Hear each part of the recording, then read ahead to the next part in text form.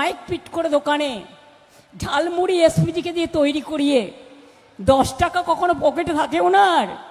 কত নাটক!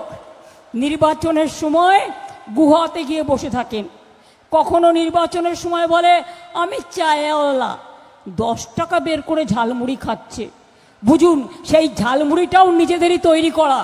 আর যদি তৈরি করা না হবে তাহলে দোকানে ক্যামেরা ফিট আগের থেকে ছিল কি করে জিজ্ঞাসা করুন। সব নাটক মানুষ বোঝে না।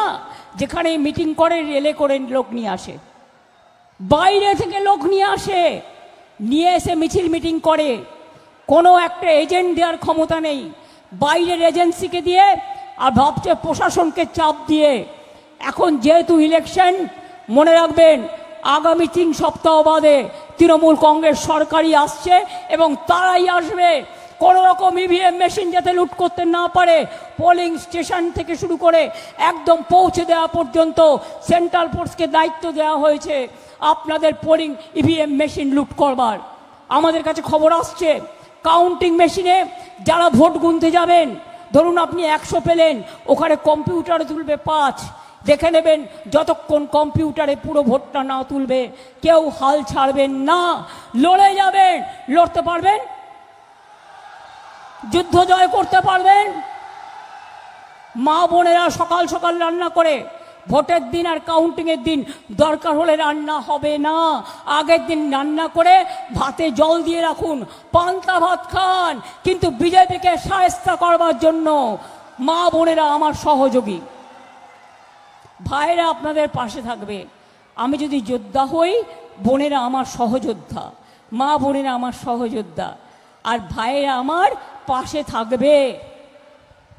আমি এইটুকু বলে সবাইকে বলি, এবারে নির্বাচনে বিজেপিকে হারিয়ে আমি দিল্লিতে বিজেপিকে হারাতে চাই।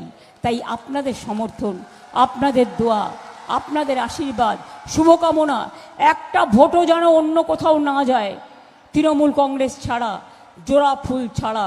এই ভুলটা করবেন না। দেখেছেন পরশুদিন হারিয়ে দিয়েছি লোকসভায় আমরা। কি করে হারালাম?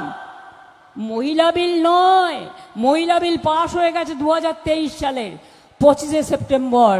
মহিলাদের জন্য নোটিফিকেশন করেনি, সামনে রেখেছে মহিলা, পেছনে ছিল ময়লা। ডিলিমিটেশন করার নামে বাংলা ভাগ করা, দেশ ভাগ করা আর এনআরসি করা। অত বোকা আমরা বুঝি ধর্মের কল বাতাসে নড়ে। এবার হেরেছ, তোমাদের পতন শুরু হয়ে গেছে, অহংকারের পতন, ঔদ্ধত্যের পতন।